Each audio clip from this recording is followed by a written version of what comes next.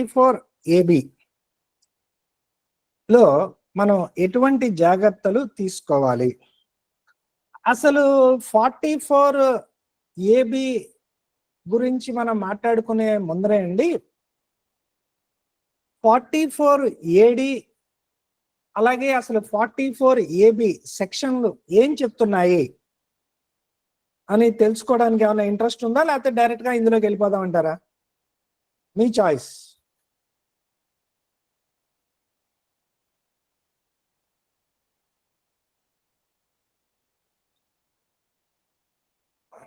Okay, right. అయితే direct గా మనం 44ABలోకి వెళ్ళిపోదామండి. స్క్రీన్ కనబడుతుంది కదండి ఇప్పుడు? కనిపిస్తుంది సార్. ఓకే, రైట్, కనిపిస్తుందండి. రైట్. సో మనం యాక్చువల్గా ఈ ట్యాక్స్ ఆడిట్ సీజన్ మనకి ఇంకా స్టార్ట్ అవ్వలేదు ఈసారి. నార్మల్గా అయితే జూలై 31 కల్లా ఆడిట్ లేనటువంటి రిటర్న్స్ ఫైల్ అయిపోవాలి. ఈ పాటికి ట్యాక్స్ ఆడిట్ హడావిడిలో అందరూ ఉండాలి. సెప్టెంబర్ 30 లోపల ట్యాక్స్ ఆడిట్ రిపోర్ట్ అనేది ఫైల్ చేయాలి, రైట్? కానీ ఈసారి ఏమైందంటే చట్టంలో కొన్ని మార్పుల మూలాన ఆ ఇన్కమ్ ట్యాక్స్ రిటర్న్స్ ఫార్మ్స్ అనేవి బాగా మారటం జరిగింది. దానికి వాళ్ళు సాఫ్ట్వేర్ అది డెవలప్ చేయాలి కాబట్టి ఇది ముందరే గ్రహించి ముందరే సెప్టెంబర్ 15 దాకా కూడా ఎక్స్టెన్షన్ చేయటం అనేది జరిగింది, రైట్? సో ఈ ట్యాక్స్ ఆడిట్ కూడా దాదాపుగా అనుకునేది ఏంటంటే సెప్టెంబర్ 30 లోపల మనం ట్యాక్స్ ఆడిట్ రిపోర్ట్ దాఖలు చేయాల్సిన అవసరం ఉన్నా కానీ ప్రస్తుతానికి ఎక్స్టెన్షన్ చేయలేదు. కానీ కొంతమంది చేస్తారేమో అన్నటువంటి అభిప్రాయంలో ఉన్నారు. సరే, ఎనీహౌ ఒకవేళ చేసినా మహా అయితే అక్టోబర్ 31 ఏమో చేయడానికి అవకాశం ఉందేమో. మేబీ 1 or 1.5 months మనకి ఎక్స్టెండ్ అవడానికి స్కోప్ ఉందేమో. ఏదైనా రాబోయే 2 నెలల్లో మనం ఈ ట్యాక్స్ ఆడిట్ కూడా కంప్లీట్ చేసుకోవాల్సినటువంటి అవసరం ఉంది. అసలు ఫస్ట్ పాయింట్, ఈ ట్యాక్స్ ఆడిట్ అనేది ఎందుకు పెట్టారు? ఎందుకు పెట్టారు అంటే ట్యాక్స్ ఆడిట్ అనేది ఇన్కమ్ ట్యాక్స్ చట్టాన్ని ప్రాపర్గా కంప్లై చేస్తున్నారా లేదా, ప్రాపర్గా ఇన్కమ్ ట్యాక్స్ చట్టాన్ని కంప్లై చేయించడానికి దీని యొక్క ముఖ్య ఉద్దేశం. అలాగే వీళ్ళ ఇన్కమ్ వీళ్ళు సరిగా రిపోర్ట్ చేస్తున్నారా, వీళ్ళు ట్యాక్స్ ఎగ్గొట్టే ప్రయత్నం ఏమన్నా చేస్తే గనక ఆ ప్రయత్నాన్ని తగ్గించడానికి ఈ యొక్క 44AB అనేటువంటి సెక్షన్ని గవర్నమెంట్ వాళ్ళు వాడుకుంటారు. ఓకేనా? ఈ 44AB అనేది మ్యాండేటరీయా అంటే ఈ ఎస్ఎస్సి యొక్క టర్న్ ఓవర్ మీద ఆధారపడి ఉంటుంది. ఎస్ఎస్సి యొక్క టర్న్ ఓవర్ కనుక ఒక లిమిట్ కనుక దాటితే అలాంటి సందర్భంలో ఈ ట్యాక్స్ ఆడిట్ అనేది అప్లై అవుతుంది. జనరల్గా ఏమని చెప్పారు, ఎస్ఎస్సి యొక్క టర్న్ ఓవర్ కనుక 1 crore rupees దాటితే అప్పుడు ట్యాక్స్ ఆడిట్ మ్యాండేటరీ అని చెప్పారు. ఓకే, తర్వాత ఒకవేళ కనుక ఈ యొక్క ఎస్ఎస్సి యొక్క రిసిప్ట్ కానీ పేమెంట్ కానీ అదర్ దాన్ క్యాష్ అంటే account pay cheque, account pay draft, online transfers, తర్వాత యూపీఐ పేమెంట్లు ఇలాంటివి కనుక 95% ఉంటే 95% ఆర్ 95% కంటే ఎక్కువ, అప్పుడు వాళ్ళ టర్న్ ఓవర్ 10 కోట్లు దాటితే ఆడిట్ అనేది మ్యాండేటరీ. కానీ మీరు కనుక సెక్షన్ 44AD మీకు వర్తించిన లేకపోతే 44ADA సెక్షన్ మీకు వర్తించిన అలాంటి సందర్భంలో మీరు ఆ సెక్షన్ ప్రకారం ఇన్కమ్ కనుక రిపోర్ట్ చేస్తే అప్పుడు మీకు ట్యాక్స్ ఆడిట్ అక్కర్లేదు. ఓకే, ప్రొఫెషన్ కనుక అయితే కనుక ఇందాక మనం చెప్పుకున్నటువంటి 1 crore 10 crore కాకుండా వీళ్ళ లిమిట్ 50 లక్షల రూపాయలు. ప్రొఫెషన్ అంటే ఏంటి? Notified professions. అంటే ఒక doctor, lawyer, engineer, software engineer, CA, CMA, CS ఇలాంటి వాళ్ళందరూ కూడా నోటిఫైడ్ ప్రొఫెషనల్స్ అంటారు. వీళ్ళకి మాత్రమే 50 lakhs ఆఫ్ రూపీస్ దాటితే అప్పుడు వాళ్ళ యొక్క బుక్స్ ఆఫ్ అకౌంట్స్ ని 44AB ప్రకారం ఆడిట్ చేయాల్సి వస్తుంది. Presumptive cases, for example 44AE అని ఒక సెక్షన్ ఉంది. అదేంటంటే మీరు కనుక flying and hiring of lorries కనుక చేస్తున్నమాట అయితే సంవత్సరంలో ఏ రోజైనా సరే మీరు 10 లారీల కంటే ఎక్కువ ఓనర్ కాదు అనుకుంటే మీకు ఇంత అమౌంట్ ప్రతి లారీకి లేకపోతే ప్రతి టన్నుకి ఇంత మీరు ఇన్కమ్ ఆఫర్ చేయాలని ఉంటుంది. మీరు ఆ ఇన్కమ్ కాకుండా అంతకంటే తక్కువ కనుక ఆఫర్ చేస్తే అప్పుడు మళ్ళీ ట్యాక్స్ ఆడిట్ వాళ్ళకి అప్లై అవుతుంది.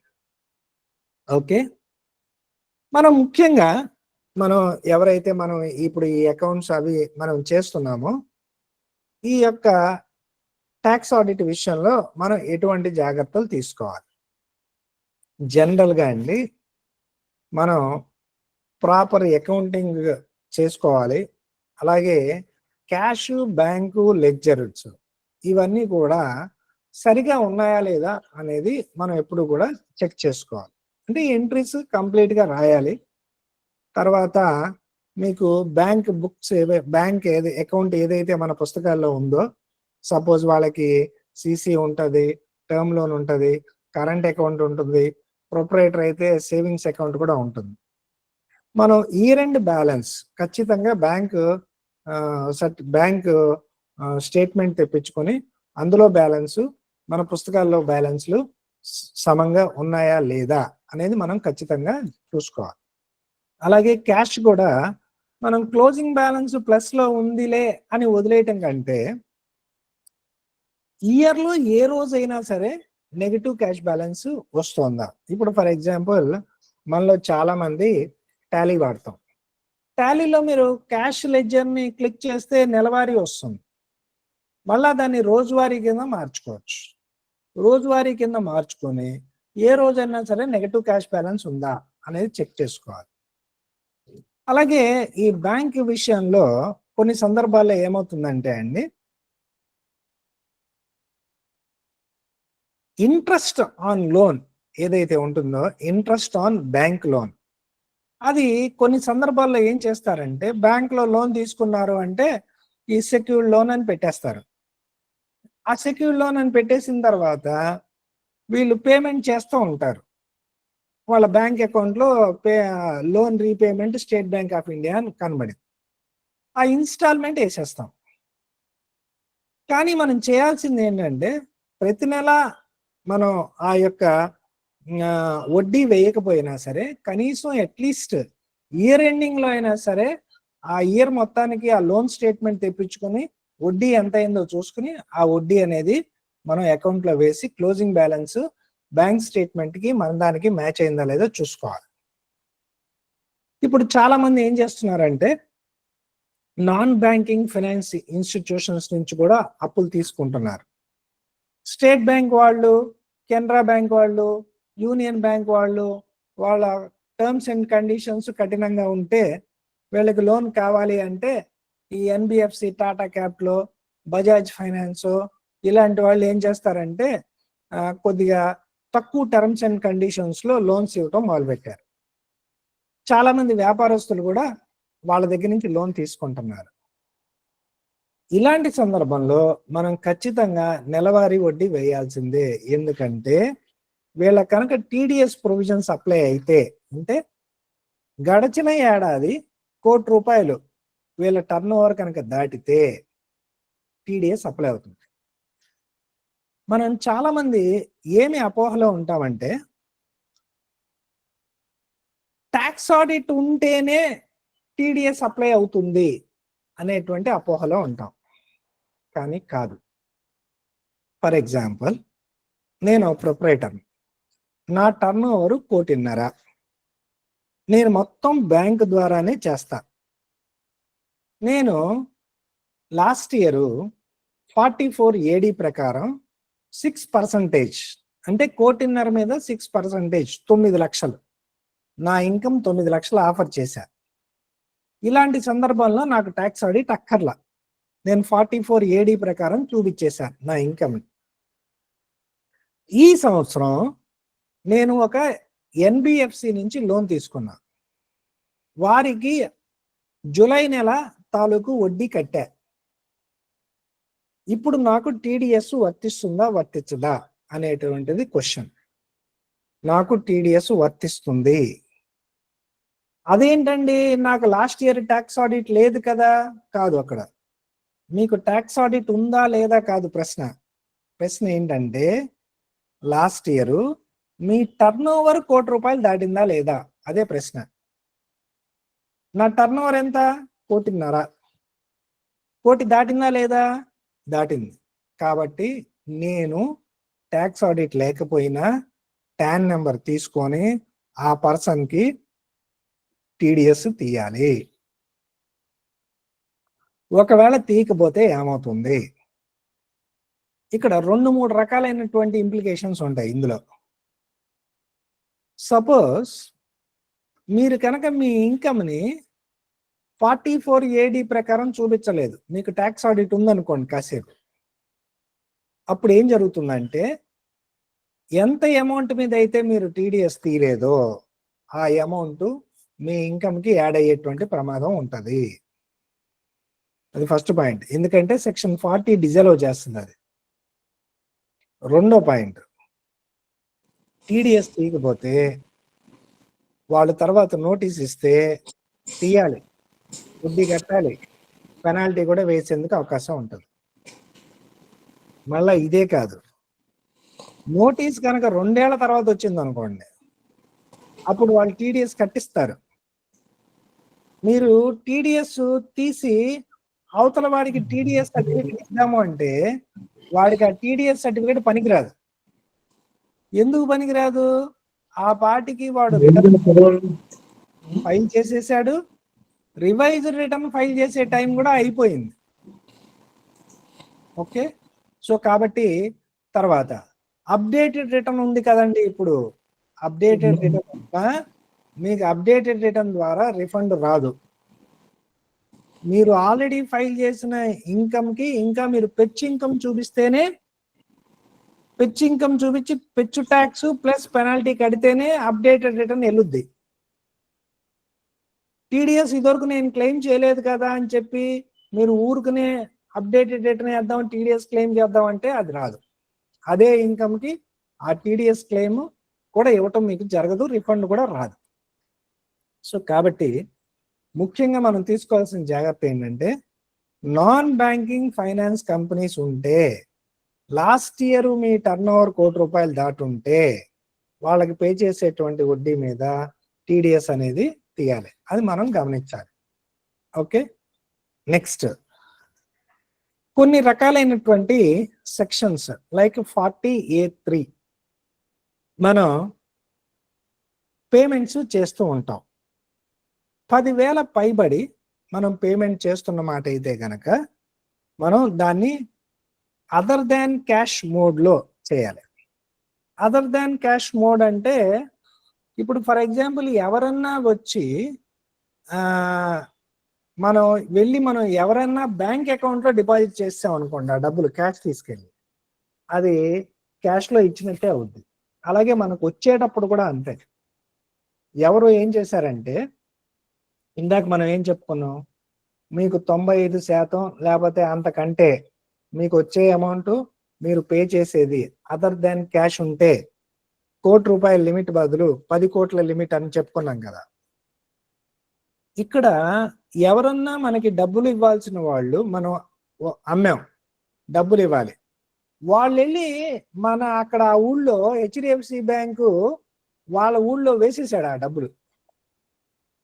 అలాంటి సందర్భంలో ఇప్పుడు నాకు చేతికి క్యాష్ రాలేదండి, బ్యాంకులో వేశాడండి, అది చెల్లదు.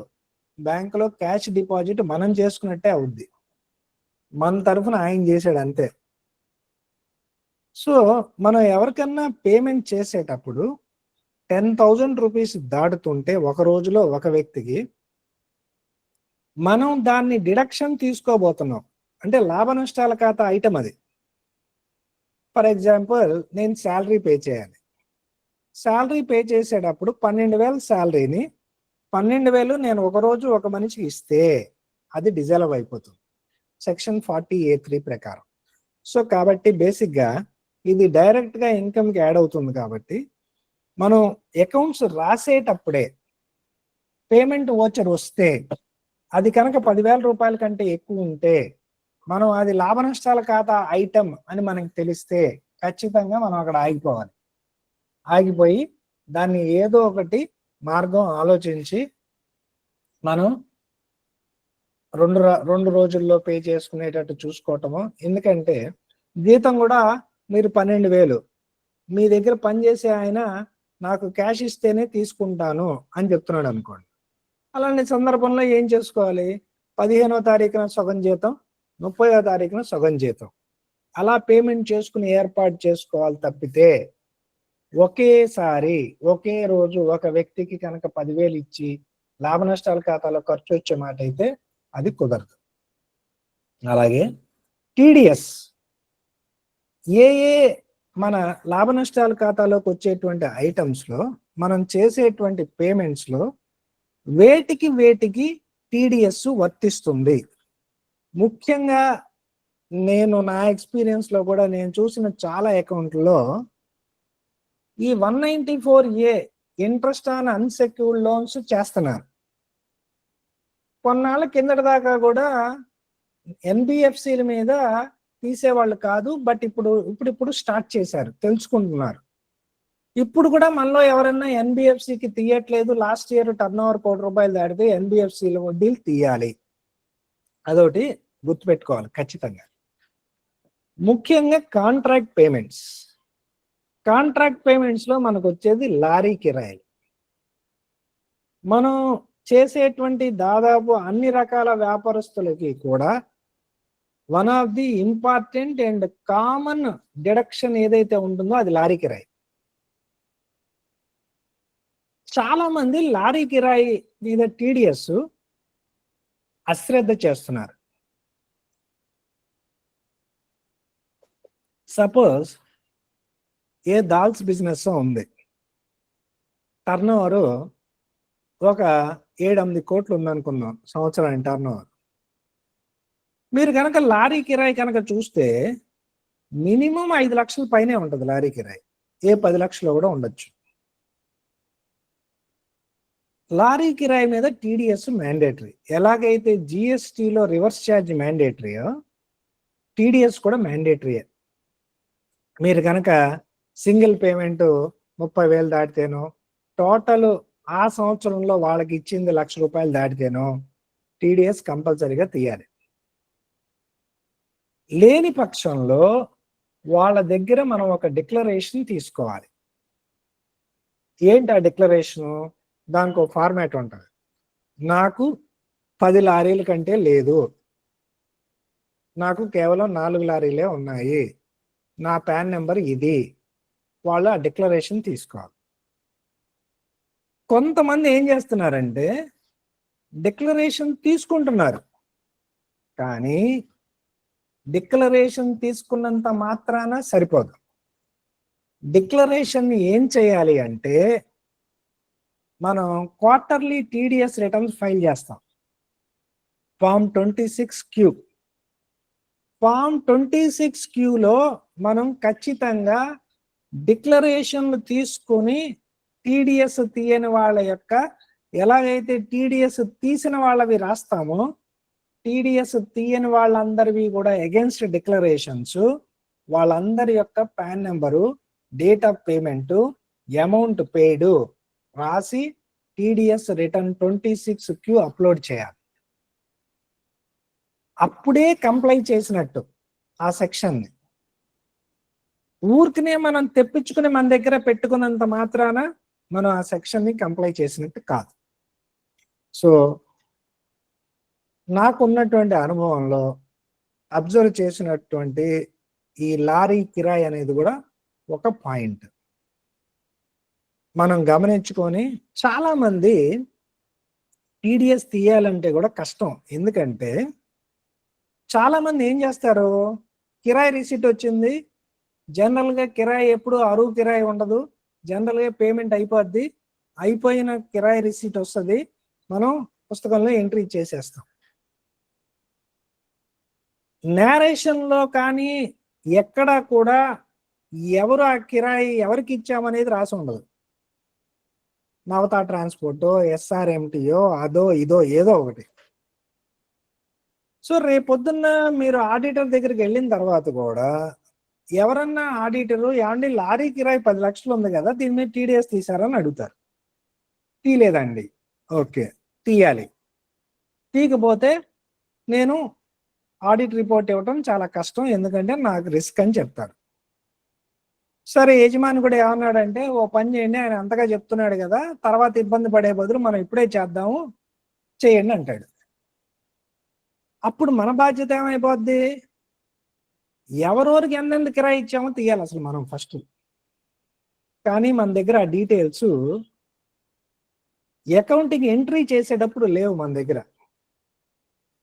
సో కనీసం మనం కనుక నేరేషన్లో మీ దగ్గరికి రిసిట్ నవతా ట్రాన్స్పోర్ట్ వచ్చిందంటే, కనీసం నేరేషన్లో నవతా ట్రాన్స్పోర్ట్ లిమిటెడ్ అని ఏమైనా ఫుల్గా రాయకపోయినా మీకు అర్థమయ్యే భాషలో నవతా అనో, ఎస్ఆర్ఎంటీ అనో, లేకపోతే ఇంకో ఆయన చిన్న పదంలో అయినా సరే మీరు కనుక కనీసం నేరేషన్లో కనుక రాసుకుంటే, రేపొద్దున తీద్దాము అని మీకే అనుకున్నప్పుడైనా సరే, ఆడిటర్ పాయింట్అవుట్ చేసినప్పుడైనా సరే ఏం చేయొచ్చు అంటే, ఆ టాలీని సెర్చ్ పెట్టి సెర్చ్ నేరేషన్లో కంటైనింగ్ వర్డ్ నవత అని అంటే, నవతాకి 75,000 వచ్చినాయి. 75,000లో ఏ పేమెంట్ కూడా 30,000 లేదనుకోండి కాసేపు, లేకపోతే 20,000 లేదనుకోండి కాసేపు, తీయక్కర్లా. లేదు నవత అని కొడితే టోటల్ అక్కడ ఎంత వచ్చింది, మీరు టోటల్ కూడా చేయక్కర్లా, అక్కడే వస్తుంది టోటల్ 1,20,000 వచ్చింది. ఏ పేమెంట్ 30,000 దాటలేదు, అయినా కానీ 1,00,000 రూపాయలు దాటిపోయింది కాబట్టి ఖచ్చితంగా టీడీఎస్ తీయాలి. అప్పుడైనా మనకి తీసుకోవడానికి అవకాశం ఉంటుంది. ఇది ఒకటి మనం జాగ్రత్తగా గుర్తుపెట్టుకోవాలి. ఇంకో పాయింట్ ఏంటంటే, మనం పుస్తకాలు తయారు చేసేటప్పుడు ఇన్వెంటరీ వాల్యుయేషన్, ఈ రోజుల్లో కొంతమంది ఏం చేస్తున్నారు అంటే, జిఎస్టి పుణ్యమాన అయినా సరే ఇన్వెంటరీ ఎనేబుల్ చేస్తున్నారు. సో క్వాంటిటీ పర్టికులర్స్ కూడా ఇస్తున్నారు. ఆ కొన్న రేట్లు మీరు లోపల ఏదో ఫిఫోనో లిఫోనో వెయిటెడ్ యావరేజో ఆల్రెడీ మీరు మార్చినా, లేకపోతే టాలీలో డిఫాల్ట్ అయినా ఇన్వెంటరీ వాల్యుయేషన్ వచ్చేస్తుంది. ఓకే, బట్ చాలా సందర్భాల్లో ఏం జరగచ్చు అంటే గనక, ఈ ఇన్వెంటరీ వాల్యుయేషన్ అనేది బ్యాలెన్సింగ్ ఫిగర్ వేయడానికి ఎక్కడన్నా కొన్ని సందర్భాల్లో ఛాన్సెస్ ఉంటాయి, లేకపోతే ఒక స్పెసిఫిక్ గ్రాస్ ప్రాఫిట్ పర్సంటేజ్లో ఇన్వెంటరీ అనేది మనం రాయటానికి అవకాశాలు ఉంటాయి. సో బేసిక్గా అయితే మనం ఈ ఇన్వెంటరీ వాల్యుయేషన్లో కూడా కొన్ని జాగ్రత్తలు తీసుకొని ఆ వాల్యుయేషన్ అనేది చేసుకుంటే చాలా మంచిది.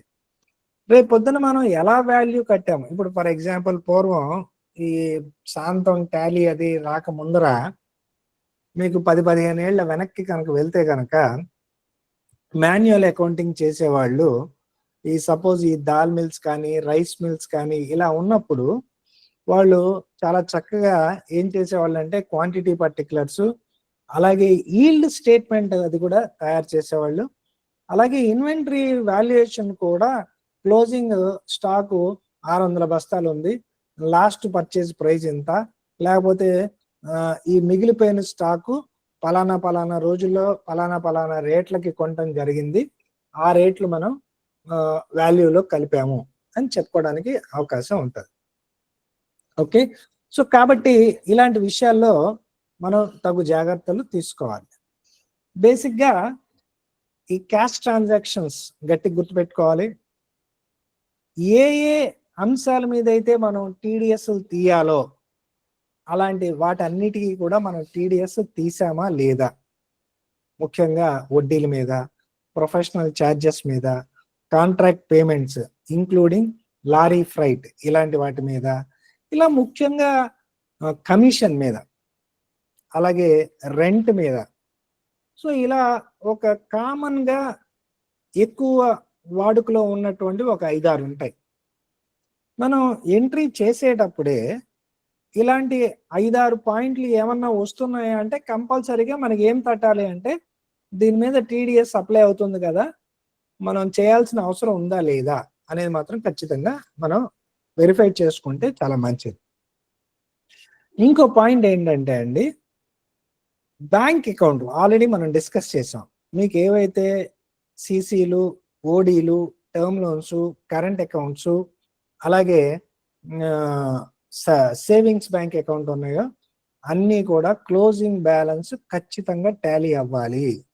లేని పక్షంలో కనీసం మీ దగ్గర బ్యాంక్ రికన్సిలేషన్ పెట్టుకోవాలి. ఎందుకంటే రేపొద్దున స్క్రూటినీ ఇదివరకు రోజుల్లాగా మనం మాన్యువల్గా ఆఫీసర్ దగ్గరికి వెళ్ళి మనం రికార్డ్స్ అన్ని వెరిఫికేషన్ చేయించడం కాదు.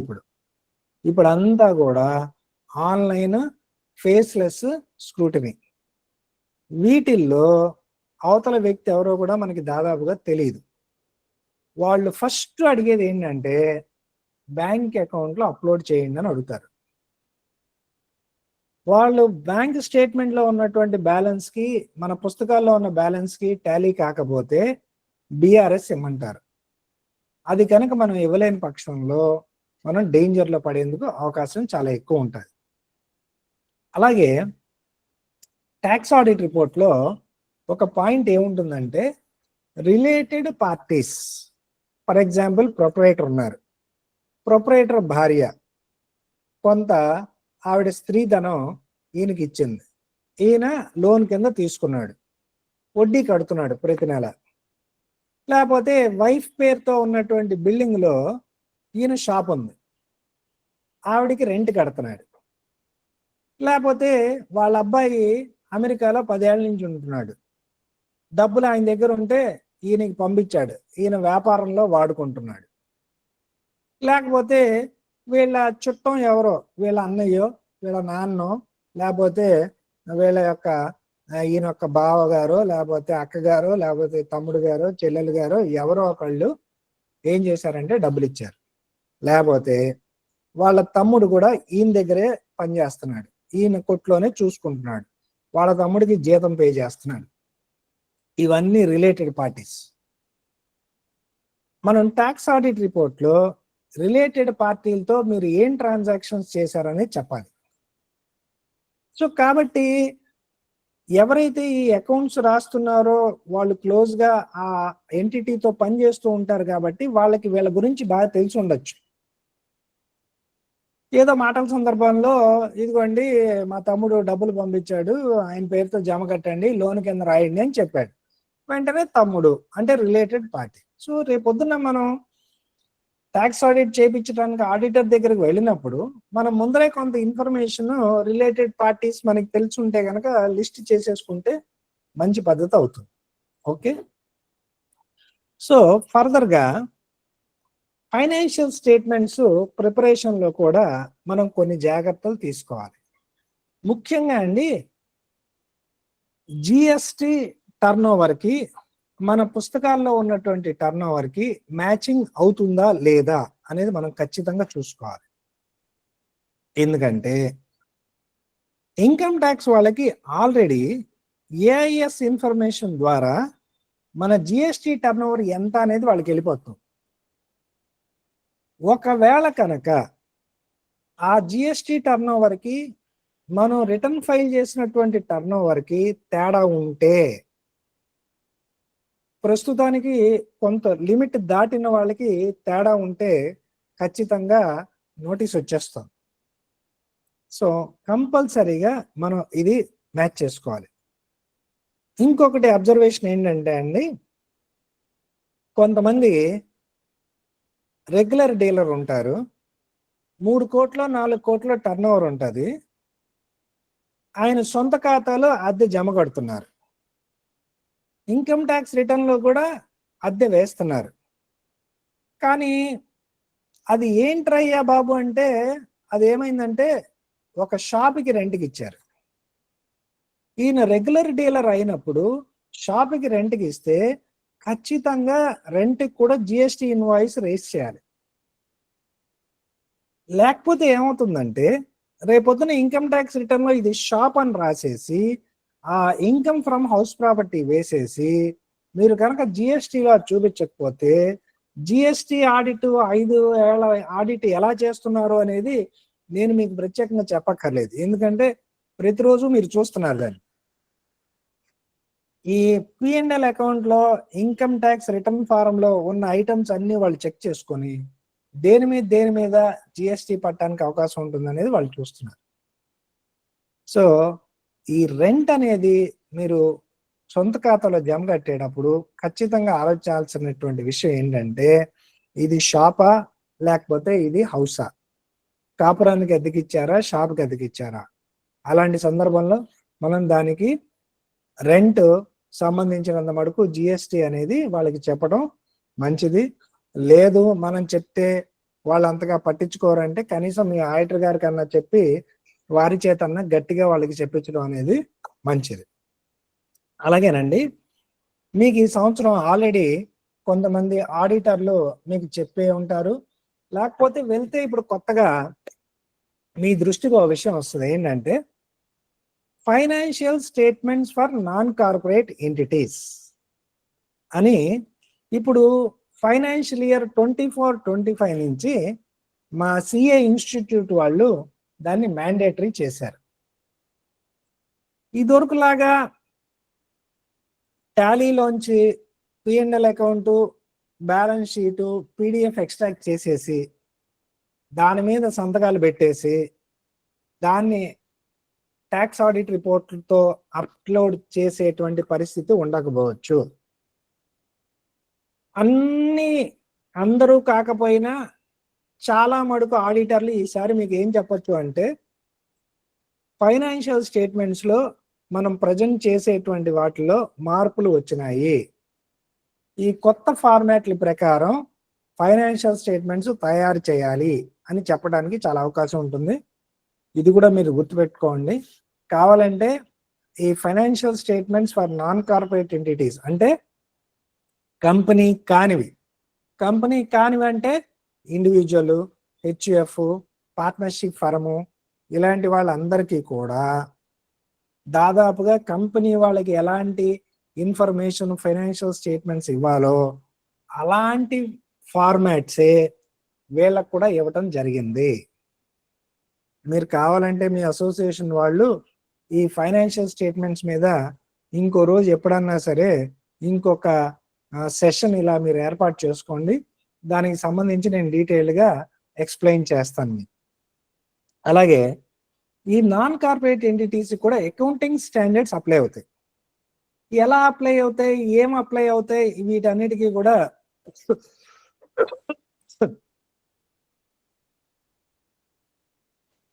మనం ఆ సెషన్లో డిస్కస్ చేసుకోవచ్చు. ఇంకొక ముఖ్యమైనటువంటి విషయం ఏంటంటే అండి, మనం అకౌంట్స్ రాసేటప్పుడు కొన్ని సందర్భాల్లో కొంతమందికి ఫిక్స్డ్ అసెట్స్ ఉంటున్నాయి, like plant and machinery, computer, లేకపోతే బైకు, లేకపోతే షెడ్డు ఇలాంటివి ఉంటాయి, ఎయిర్ కండిషనరు. కొంతమంది ఇంట్లో కొనుక్కొని ఇక్కడ రాసుకుంటారు, అది వేరే విషయం. అలాగే కొంతమంది కారు కొనుక్కొని జిఎస్టీ ఇన్పుట్ వాళ్ళు అడుగుతారు, నెంబర్ వీళ్ళు చెప్పేస్తారు. కొంతమంది ఇంట్లోకి టైల్స్ కొనుక్కొని వాడు జిఎస్టీ నెంబర్ అడుగుతాడు, మీకు 18% తగ్గుద్దని చెప్తాడు, వీళ్ళు జిఎస్టీ నెంబర్ ఇచ్చేస్తారు. దానికి ఖచ్చితంగా మీరు అవి రావు, మీరు 2Bలో వస్తుంది, మీరు తీసుకోవాలి, వెంటనే రివర్సల్ కూడా చేసేసేయాలి. ఇక్కడ ఏంటంటే ఇన్కమ్ ట్యాక్స్ యాక్ట్ ప్రకారం డిప్రిసియేషన్ అనేది కంపల్సరీ.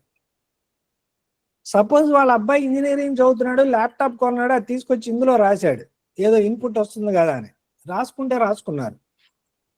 అలాంటివి పర్సనల్ అసెట్స్ అని మీకు అనిపించినప్పుడు డిప్రిసియేషన్ కట్టకుండా వదిలేయచ్చు. కానీ వేయింగ్ మెషిను, ప్యాకింగ్ మెషిను, లేకపోతే వీళ్ళది ఏదో manufacturing shed, plant and machinery ఇలాంటివి ఉన్నాయి. ఇలాంటి వాటికి ఇన్కమ్ ట్యాక్స్ చట్టం ఏం చెప్పిందంటే డిప్రిసియేషన్ అనేది ఆప్షనల్ కాదు, డిప్రిసియేషన్ అనేది మ్యాండేటరీ. సో సాధ్యమైన మటుకు డిప్రిసియేషన్ వేయడానికి కూడా ప్రయత్నం చేయండి. అదొకటి. తర్వాత ఏదన్నా ఎసెట్ కొన్నప్పుడు మనం ఖచ్చితంగా దాని ఎసెట్స్ లో చేసుకెళ్ళి క్యాపిటలైజ్ చేసి డిప్రిసియేషన్ కట్టడం అనేది పద్ధతి. కొన్ని సందర్భాల్లో ఏం చేస్తున్నారు అంటే, సపోజ్ ప్రింటర్ కొన్నారు, షాప్లో బిల్ ప్రింటింగ్ చేసుకోవడానికి ప్రింటర్ కొన్నారు. ఆ ప్రింటర్ని తీసుకొచ్చేసి P&L అకౌంట్లో వేయకూడదు. ఎందుకంటే ప్రింటర్ అనేది క్యాపిటల్ ఎక్స్పెండిచర్. P&L అకౌంట్లోకి ఏం రావాలి? కేవలం రెవెన్యూ ఎక్స్పెండిచర్ మాత్రమే రావాలి. సో క్యాపిటల్ ఎక్స్పెండిచర్ ఏది, రెవెన్యూ ఎక్స్పెండిచర్ ఏది అనేది కూడా మనం జాగ్రత్తగా క్లాసిఫై చేసుకొని కేవలం రెవెన్యూ ఎక్స్పెండిచర్ మాత్రమే P&L అకౌంట్ తీసుకొచ్చి క్యాపిటల్ ఎక్స్పెండిచర్ క్యాపిటలైజ్ చేసి డిప్రిసియేషన్ క్లెయిమ్ చేయడానికి ప్రయత్నం చేయండి. అలాగే చాలా మంది అకౌంటెంట్లు అకౌంట్స్ ఫైనలైజ్ చేసే ముందర 26 AS అలాగే AIS TIS కూడా తీసుకెళ్తున్నారు. కొంతమంది తీసుకెళ్తున్నారు, అందరూ తీసుకెళ్ళటం. బెస్ట్ ప్రాక్టీస్ ఏంటంటే, మీరు కనుక ఎవరి అకౌంట్స్ అయినా ఫైనలైజ్ చేస్తున్నప్పుడు మీరు ఖచ్చితంగా మీరు AIS TIS 26 AS తీసుకెళ్ళండి మీ ఆడిటర్ దగ్గర నుంచి. అది ఎప్పుడు తీసుకెళ్తారు? ఏప్రిల్ మేలో వెళ్ళకండి దయచేసి. జూన్ 15 తర్వాత నుంచి తీసుకోండి. ఎందుకు అలా చెప్తున్నానంటే, వీళ్ళు AIS information TDS returns upload చేయడానికి మీకు మే 31 దాకా టైం ఉంది. మీరు వెళ్ళి ఏప్రిల్లోనో మేలోనో తీసేసుకుంటే మీరు తీసుకున్న తర్వాత ఎవరన్నా ఏమన్నా అప్లోడ్ చేసి ఉండొచ్చు. సో మీరు ఖచ్చితంగా ఏం చేస్తారంటే, జూన్ 15 తర్వాత మీ యొక్క స్టేట్మెంట్లు తీసుకోండి. లేకపోతే మీ దగ్గర మీరు అకౌంట్స్ రాసే వాళ్ళ యొక్క యూజర్ ID పాస్వర్డ్ ఉంటే మీరే డౌన్లోడ్ చేసుకోవచ్చు. లేకపోతే మీ ఆడిటర్ని అడిగినా ఏముంది, వాళ్ళు వాట్సాప్ మెయిల్ ఏదో పంపించేస్తారు. ఎందుకు చెప్తున్నానంటే, కొన్ని సందర్భాల్లో యజమాని అన్ని చెప్పకపోవచ్చు. ఇప్పుడు ఫర్ ఎగ్జాంపుల్ వీళ్ళది ఫ్యాక్టరీ, వీళ్ళకి ఎలక్ట్రిసిటీ డిపాజిట్ ఉంది. ఎలక్ట్రిసిటీ డిపాజిట్ మీద వడ్డీ వస్తుంది. ఆ వడ్డీ మీద TDS తీస్తారు. అది మామూలుగా యజమానికి కూడా తెలియకపోవచ్చు, అకౌంటెంట్ కూడా చెప్పరు. మీకు ఈ విషయం ఎక్కడ తెలుస్తుంది? మీరు 26 AS ఓపెన్ చేస్తేనే తెలుస్తుంది. అందులో CPDCL నుంచి వడ్డీ ఇంత వచ్చింది, TDS ఇంత ఉంది. అది మనం కలుపుకుంటే నయం. ఎందుకంటే రేపొద్దున ఇది కనుక మనం ఫైనాన్షియల్ స్టేట్మెంట్స్లో ఇంక్లూడ్ చేసి రిటర్న్ ఫామ్లో ఇంక్లూడ్ చేయకపోతే రిటర్న్ ప్రాసెస్ అయ్యేటప్పుడు 26 ASలో ఈ వడ్డీ ఉంది, ఇది వీళ్ళు చూపించలేదు, ఇది TDS ఉంది అని చెప్పి వీళ్ళకి మళ్ళా నోటీస్ రావడానికి అవకాశం ఉంటుంది. సో బేసిక్గా ఖచ్చితంగా 26 AS, AIS, TIS అనేది మీరు మీ యొక్క ఆడిటర్ దగ్గర నుంచి తీసుకొని దీని తాలూకు ఏవైతే TDSలు డిడక్ట్ అయినాయో ఇలాంటివన్నీ కూడా మనకు అందులో వచ్చినాయా లేదా, GST turn over, income tax వాళ్ళ దగ్గరికి వెళ్ళింది ఏంటి, మన దగ్గర ఉన్నదేంటి, GST పోర్టల్లో ఉన్నదేంటి, ఈ 3 కూడా టాలీ అవుతున్నాయా లేదా అనేది కూడా మీరు వెరిఫై చేసుకుంటే చాలా మంచిది.